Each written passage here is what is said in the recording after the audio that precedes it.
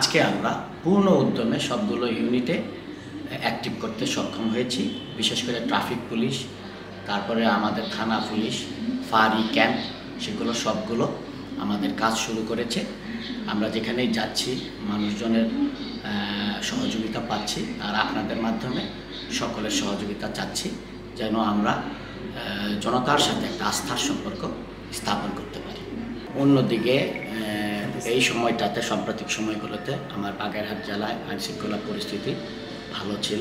আপনারা জানেন আমাদের কোনো থানা ফাঁড়ি আক্রান্ত হয়নি, কোনো পুলিশ অফিসারও সে অর্থে গুরুতরভাবে আহত হয়নি।